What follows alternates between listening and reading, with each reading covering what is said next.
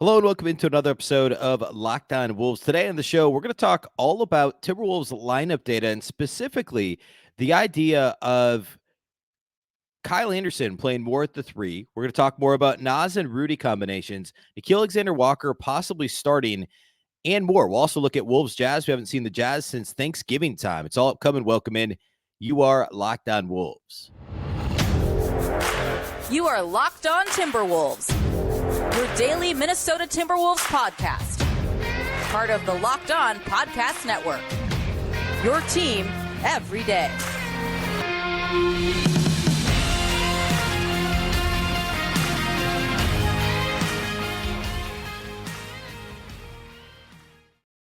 Hello and welcome to the Locked On Wolves podcast, part of the Locked On Podcast Network, your team every day. My name is Ben Beecken. I'm the host of Locked On Wolves. Happy Friday, everybody. Happy weekend. And the Wolves aren't back in action until tomorrow night in Salt Lake City. A nice 3-day break for the Wolves. We're going to talk Wolves Jazz a little bit later in the show. Lots to get to first. I want to dive deeper into some lineup data given I don't know, just how different this team looks. And actually, when going back and looking at those Jazz games the Wolves played in November, this team is way different than they were in November. But obviously, with the Karl-Anthony Towns absence, there's a lot of lineup stuff to talk about. We did it a bit Thursday, but I want to dig a bit deeper as well to see what Chris Finch could try and unlock here over the next couple of weeks as the Wolves search for some offense in the absence of Karl-Anthony Towns. A big thank you off the top here for making Locked On Wolves your first listen every day. Of course, this show is free and available everywhere. That includes YouTube as well as all of your favorite audio platforms. Wherever you like to listen to podcasts, you can find Locked On Wolves. You can also watch on the Locked On Sports Minnesota app on both Roku and Amazon Fire TV. More great local sports coverage 24/7 for free. You can download that Locked On Sports Minnesota app today. Again, both Roku and Amazon Fire TV. You can also follow on X at Locked On T-Wolves and at Beecken with two B's, two E's, CKEN. Also, postcasts. I want to remind you about the Locked On Wolves postcast. Of course, we cover the team every single day, but now we're also giving you instant episodes after every single game. That means on a day like today, the Wolves don't play Friday. I've got today's Locked On Wolves show for you right here. Saturday night, following Wolves Jazz, the Locked On Wolves postcast will be live on Locked On Sports Minnesota, and that audio is going to hit this feed as well. So late Saturday, early Sunday, and get more Locked On Wolves over the weekend. Again, audio here on Locked On Wolves live following the game on Locked On Sports Minnesota on YouTube. Make sure that you follow and subscribe to the YouTube channel over at Locked On Sports Minnesota. All right. So lineup data. We talked a little on Thursday about some of the different combinations that Chris Finch could look at. And specifically, we spent most of our time Thursday focusing on how successful the Ant Rudy lineups have been without Karl-Anthony Towns. And that was a key component, or that was really the focus of Thursday's show. And one of the key reasons why I think this team there are strong possibilities that the Wolves, or a strong possibility the Wolves could still have success here moving forward. Now, the big thing there is that those defensive lineups are so good, right? We talked about that already, and I'm going to pull it right back up here just so I can quickly reiterate it. So remember, the Timberwolves defense with Ant and Rudy on the floor and Karl-Anthony Towns off the floor is a 100th percentile defense and is allowing just 100.8 points per 100 possessions. For context, the Timberwolves as a team are like around 108 points per possession. So, and that's not a knock on Cat defensively, although the lineups with Nas on the floor instead of Cat at the four are actually better defensively. But Cat's been good this year as well. All that to say, Rudy and Ant as a two-man without Towns on the floor, 100th percentile defense. They're only a 46th percentile offense, but overall, that still gives them a 98th percentile plus minus, right? A plus 14 is the differential with Rudy, Ant, sans Cat lineups. And we talked a little bit about how the current starting lineup, or the lineup that they've used most frequently when Cat's been out this year, Conley, Edwards, McDaniels, Gobert, and Anderson at the four, is just a 25th percentile lineup, a minus 6.6. However, if you sub Nas in for Kyle Anderson, it becomes a plus 16.7 and 82nd percentile unit. And then if you bring in Nickeil Alexander-Walker, slide Anderson to the three and take off McDaniels, take off Conley, it becomes a 98th percentile unit, a plus 35. That's Ant and Alexander-Walker in the backcourt Anderson at the 3, which we'll talk more about today, and then Naz and Rudy in the front court. So really interesting. And these are all, yes, relatively small sample sizes, but we're still talking between 150 and 200 possessions for these units. So it's not nothing, right? We're starting to see a picture here. Once you get kind of over that 100, I mean, that's relatively arbitrary, but once you get over 100% possessions, you start to see a bit more of a legitimate sample size. Okay. So I want to focus specifically on Kyle Anderson at the 3 to start here, because I think that's pretty interesting. And remember, last year he played primarily the 4. Back when he was in Memphis, he played a lot of small ball 5 too.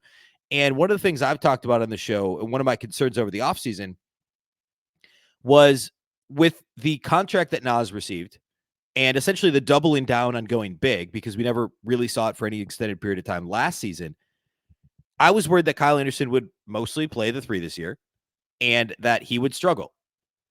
That's mostly happened, right? I mean, he's played the majority of his minutes at the 3, and he hasn't been as good as he has been last year, and he's been the source of a lot of consternation among Wolves fans. Now, I want to be clear, Kyle Anderson is still a good player. He's still been an effective player overall this year, especially defensively.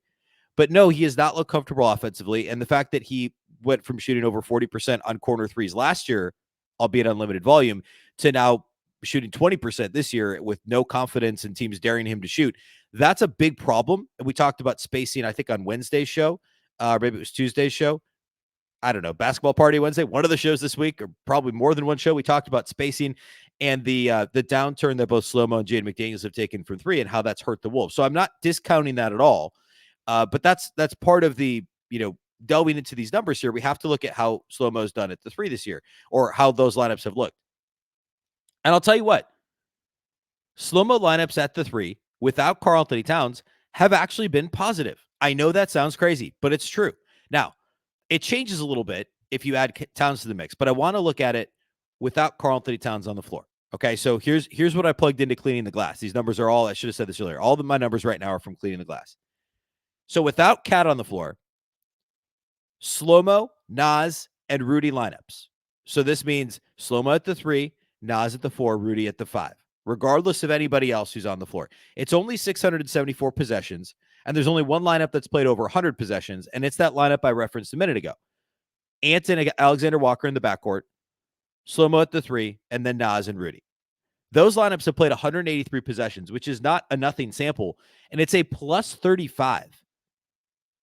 98th percentile offense, which floored me. Okay. 97th percentile defense, not surprising. That specific lineup. Okay. An 89th percentile offense, 131.1 points per 100 possessions for a lineup with Kyle Anderson at the 3. And that's a lineup with 2 non-shooters on the floor, Rudy and Kyle Anderson. But Naz, Alexander-Walker, and Ant are all on some level threatening 3-point shooters for the defense.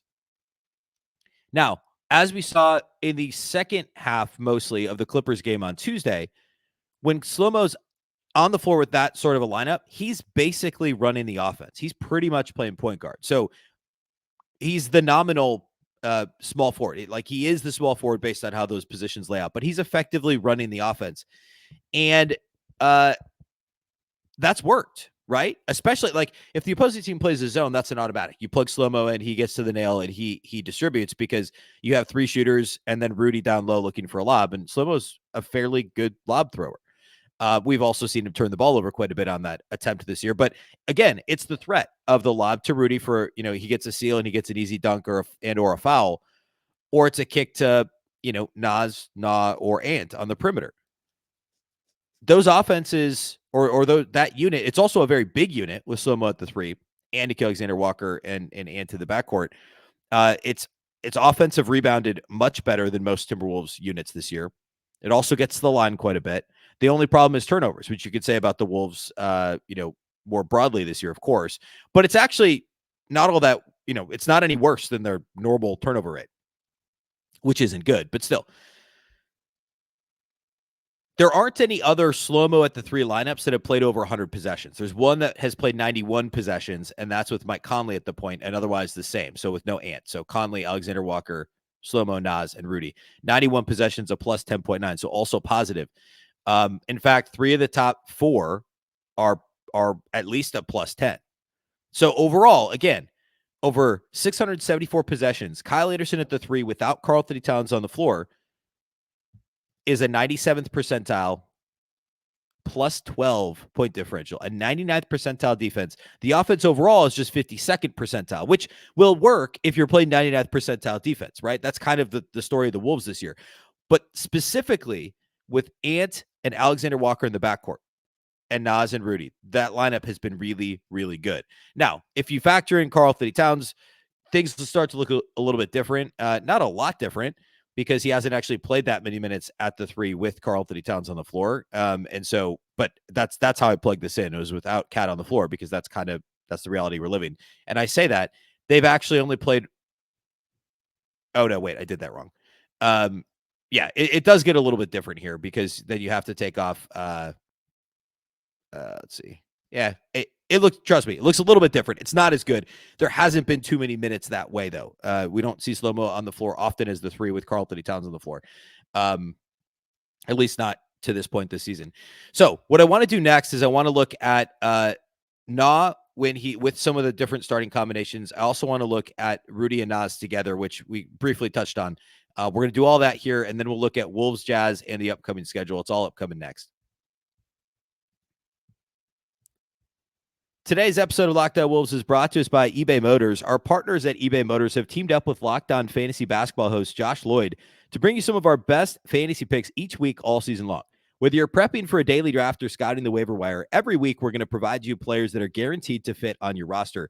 Let's see who Josh has picked out for us in this week's eBay Guaranteed Fit Fantasy Picks of the Week. Norman Powell, Stormy Norman Powell, killed the Wolves the last couple times they played. This last time out, he didn't as much.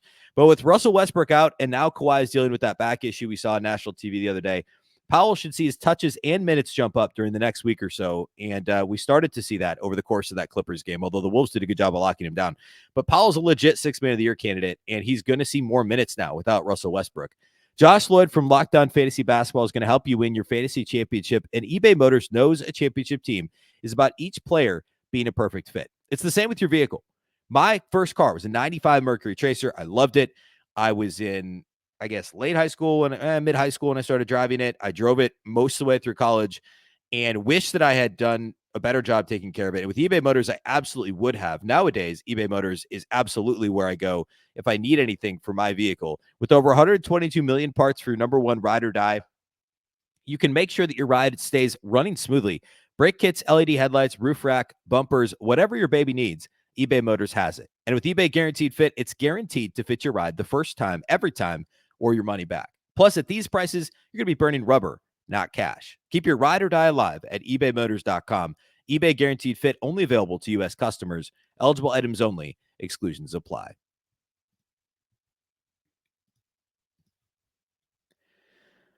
As you know, Locked On has launched the first ever national sports 24/7 streaming channel, Locked On Sports Today. Baseball fans, mark your calendars. Next Wednesday, March 20th at 6 Central, 7 Eastern for the best MLB season preview coming exclusively to Locked On Sports Today. Again, that's next Wednesday, March 20th. Be the first to get local insight from the MLB local experts of the Locked On Podcast Network. Wednesday, March 20th, 6 Central, 7 Eastern on the Locked On Sports Today 24/7 streaming channel on YouTube or the free Amazon Fire TV channels app. All right. A little bit more lineup talk here. In terms of Nickeil Alexander-Walker as a starter, we've seen Nickeil Alexander-Walker.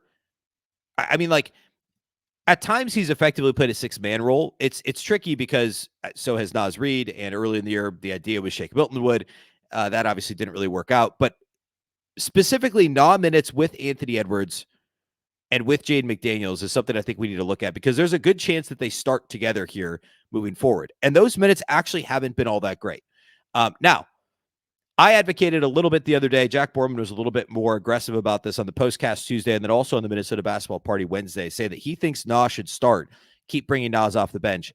To this point this season, Nickeil Alexander-Walker minutes with so on Cleaning the Glass, I plugged in Alexander-Walker with Ant and Jaden McDaniels and not necessarily Mike Conley. So some of these minutes include Mike Conley, some of them don't. But in minutes where Ant and Alexander-Walker have been in the backcourt and McDaniels has been on the floor, This team is just a 52nd percentile overall team. It actually has a slight negative, a minus 0.3 point differential. 50th percentile defensively, which surprised me. 52nd percentile offensively. Now, we're talking about the Timberwolves' best three perimeter defenders, right? Alexander Walker, McDaniels, and Anthony Edwards. Those three together on the floor at the same time is just a 50th percentile defense. I couldn't tell you why, other than that Mike Conley brings a lot of value at the point of attack. In fact, their most used lineup has over 200 possessions. This really surprised me. Over 200 possessions, and it's with Karl-Anthony Towns and Rudy Gobert. And it's just a 54th percentile unit overall and a 21st percentile defense. That's right. Anthony Edwards, Nickeil Alexander-Walker, Jaden McDaniels, Karl-Anthony Towns, and Rudy Gobert. Four of whom we would say are the Wolves' four of their best five, if not their best four overall defensive players. McDaniels, Rudy, plus Cat, who's been good defensively this year, is allowing 122.3 points per 100 possessions as a unit. And that's over 200 possessions played together. The offense, though, has been good. It's a 78th percentile offense. So that really surprised me. Now, we also have to look at it without Karl-Anthony Towns, since he's not going to be here. So it goes, overall, that unit goes from 650 possessions and 52nd percentile to just over 300 possessions, but it's not been good. It's been a minus 17.3 in just over 300 possessions to have Alexander Walker, Ant, and Jaden all together in the backcourt without Karl-Anthony Towns on the floor. So I don't know what Chris Finch is going to roll out on Saturday night. And the Jazz are maybe, we'll talk in a minute here about the Jazz injury report. We don't really know who's going to be available. They've been struggling. They're on a back-to-back. So maybe this is the time we try it. And obviously, Alexander Walker going back to Utah, Rudy going back to Utah. Maybe you put them both in the starting lineup, and your starting lineup is, McDaniels at the four, because that's effectively what this would be, right? It would be Conley, Edwards, Alexander Walker, McDaniels, and Gobert, which, incidentally, that unit specifically has only played 32 possessions together, Conley, Edwards, Alexander Walker, McDaniels at the four, and Gobert has only played 32 possessions, but they're a plus 33.8. And that falls into this category that overall is a minus 17.3. And the number one used lineup that's a slight negative has Nas at the four instead of McDaniels. So there's a lot of noise here. There's a lot going on in terms of these different combinations. But the point here is that they're going to have to try something that hasn't been successful to this point in a relatively small sample, and see if they could kind of, bust out of that and make it be a little bit more positive, because they only have so many combinations they can go to. And they're not going to start both Alexander Walker and Nas, right? But the Slo-Mo thing hasn't necessarily worked in the starting lineup. So, I mean, I'm very curious to see what Chris Finch does. I would give this a stab because, again, that specific lineup, so the same starters that were out there, against the Clippers in a couple games ago, not the Lakers game, but the game before that, with Anderson, with Anderson at the four. That same lineup, but with McDaniels at the four instead of Anderson, and Alexander Walker in the starting lineup. So, better way of saying that would be the exact same starting lineup, but with Alexander Walker instead of Anderson, is a plus 33.8 in 32 possessions. Painfully small sample, but there could be something good there if the Timberwolves, play that out a bit further. Let's also briefly talk about Rudy and Nas together on the floor without Karl-Anthony Towns, which I guess usually that's the case, other than the monster lineup that they played a little bit, which that's another. There's a lot of reasons why it's sad that Towns isn't out there, but I was hoping the Wolves would continue using the three center lineup more often to kind of see what happens.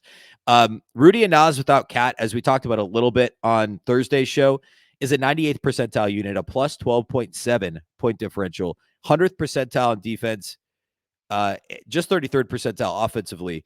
The number one used lineup there is Ant, Alexander Walker, Anderson at the three, once again, Nas, and Rudy Gobert. And they've been really good on both ends, including offensively. So I do think there's a lot there that the Wolves could unlock, and it's worth exploring that further. It's worth using that specific combination more often, which again is Slo-Mo at the three, which I've never advocated for. But the numbers this year suggest, as long as the offense is running through him and he's not simply just standing in the corner as a complete non-threat and then, catching, pump faking a half-hearted, super short closeout and then driving into traffic, That's not the most effective use of Kyle Anderson, but if they could put him in the middle of the floor and have him facilitate, there could be something positive there. So all that to say, Gobert and Nas lineups together have been good, but I also am not advocating to start Nas necessarily at this point unless things really go sideways here over the next few games. All right, let's talk about the Jazz next and the Wolves' upcoming schedule. That's how we'll close out the show. Today's episode of Locked On Wolves is brought to us by our friends at Stitch Fix. With Stitch Fix, you get a stylist who understands your style, size, and budget. They do all the shopping for you. It's the easiest way to update your wardrobe this season. You can easily upgrade your wardrobe with a professional stylist that helps you find new on-trend favorites that will work for you. You just give your stylist your size, style, and budget preferences. You order boxes whenever you want and how you want with no subscription required. Plus, they'll send you 5 just-for-you pieces, outfit recommendations, pro styling advice. You just keep what works, and then you send back the rest. Your stylist will always send just right pieces, and the fit is on point. It's like they have Style ESB. I have no idea how they do it, but I promise they're going to get you. Stitch Fix makes it all so easy. Personally, I don't like to shop. They help save me time and effort. Plus, you can get outfits that make you look and feel really good. If you don't love something, you can just send it back as well. Shipping, returns, and exchanges are always free. Style that makes you feel as good as you look. Get started today at stitchfix.com/lockedon. That's stitchfix.com/lockedon. stitchfix.com/locked on. All right, the Wolves take on the Utah Jazz here on Saturday night. It's not tonight, it's Saturday. The Jazz have lost 4 of 5 and more broadly have really struggled over the past several weeks. They do take on Atlanta, I think in Atlanta on Friday night. So, no, that can't be right. There's no way they're traveling from Atlanta. I'm going to check that real quick. There's no way they're flying from Atlanta to Salt Lake City on a back-to-back. I'm going to make sure that's not. Yeah, they're at home against Atlanta. So they lost to the Celtics at home on Tuesday, had a couple days off, have Atlanta Friday night. So second night of a back-to-back against Minnesota. And then, of course, the Wolves are there again Monday night. It's weird. The Wolves haven't played Utah since November 30th. They played them twice in November and haven't seen them since. So we're talking nearly 3 months. Nearly 4 months, 3.5 months since the Wolves have seen the Jazz. The last time around, Minnesota did not have Anthony Edwards, and they did not have Jaden McDaniels. In fact, it was one of the few games that Daishen Nix played rotation minutes. Troy Brown Jr. started in that game, and the Wolves won easily. They won by 11. They really pulled away in the third quarter, and Utah made it a little more interesting in the fourth quarter, but Minnesota had a 35-point third. Cat had a monster game, 32 and 11. Rudy had 15 and 13. And both games, by the way, have been at Target Center. So the Wolves have played Utah twice at home. Troy Brown started in that game, played well.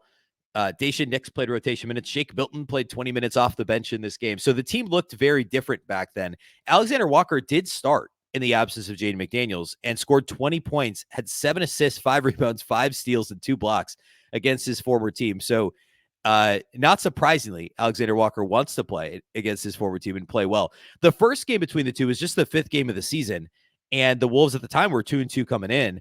And Alexander-Walker was scoreless in that game. Minnesota was full strength. And that was another one of those games. Minnesota was up 6 at halftime, but pulled away in the third quarter, was up 16 going to the fourth, and ended up winning by 28 in that game. Cat had 25 and 7. Ant had 31, 8 and 6. So we had one really big Ant game. He missed the second one. Cat had a really big second game, and Alexander-Walker was huge too. In that first game, Nas was also really good off the bench.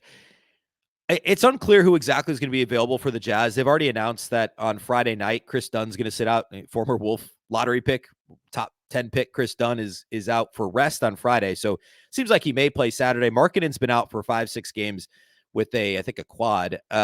So seems unlikely he'll play Saturday. And obviously that's a big deal if Lauri Markkanen doesn't play. This matchup for Minnesota, it's not like, the Jazz play fast, which isn't perfect. They're also a good offensive rebounding team, which makes me a little bit nervous, but defensively, there's not, they're the second worst defense in the league, according to, I'm looking at Basketball Reference now, second worst defense in the league. They're really, the only thing they do well is they don't foul a ton, which of course the Wolves haven't been getting to the line a ton lately anyway, which is something we're tracking here. The Jazz do turn it over a lot, and the Wolves have done a better job lately of turning over opponent offenses. But without Markkanen, it changes what they can do offensively quite a bit. They're a good 3-point shooting team, but outside of Markkanen, there just are less rotation guys in this version of the Jazz, post-trade deadline Jazz, that are going to hurt you from deep. So as long as the Wolves close out under control, they get back defensively because Utah's top 10 in pace. They do get to the line a fair amount. And if the Wolves don't get themselves into foul trouble. And we don't know also who's available for the Wolves because all the guys that have been questionable for the last week are questionable again on Friday. Wouldn't shock me if Monte Morris got another day off. We know Rudy had the rib contusion at the end of the game Tuesday. So we'll see if 3 days later, I'd be surprised if he didn't play in his old stomping grounds in Salt Lake City. So we don't know yet who's going to be available for Minnesota, but assuming it's the same guys that were available Tuesday, this should be a Timberwolves win. Utah can be sneaky good at home, right? We know that they're traditionally a good home team. Earlier this year, it seemed like they were going to have a shot at the play-in. Now they're, I think, 6 games back of the play-in. Is that right? Yeah, 6 games back from Golden State. So they're not going to make the play-in.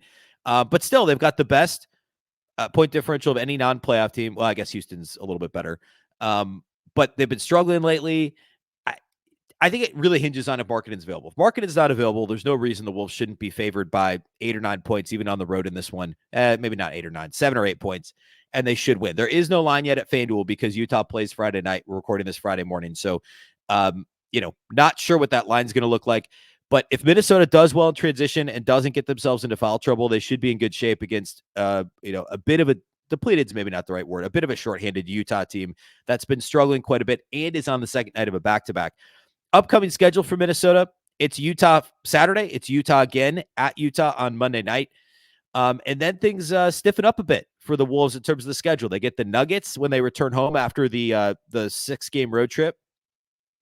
Then they get 2 days off at home, which is great. But then they get the Cavs, then they get the Warriors, and then the Pistons to round out the homestand. But then they go at Denver. And by the way, that Denver matchup, this first one is on Tuesday. So they travel home after Monday night at altitude at Salt Lake City after being at altitude for 4 days probably. Travel home for a back-to-back against Denver, who will have a rest advantage, will have not played the night before. So that Nuggets game on Tuesday, which of course we'll talk about next week, is going to be a tough one for Minnesota, but would be really big to bank a couple of wins here. By the way, since the last time the Wolves played, OKC and Denver have both won. So OKC and Denver are tied for the number 1 spot in the West. Minnesota's a full game back sitting here right now. But a chance to, lock in that 3 spot with a couple of, they wouldn't fully lock it in, obviously, but take a good step in that direction by beating Utah twice, as they should do over the weekend, or I guess Saturday, Monday. And then Denver's going to be tough on Tuesday with the rest and the travel and the whole thing, and obviously no Cat.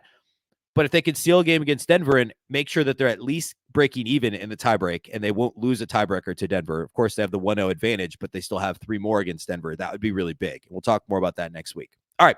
That's all we have for you today here on the show. Of course, postcast after the game Saturday night. If you can't catch the game live, you can listen over on the Sirius XM app. You can listen to our guy, Alan Horton, calling the game.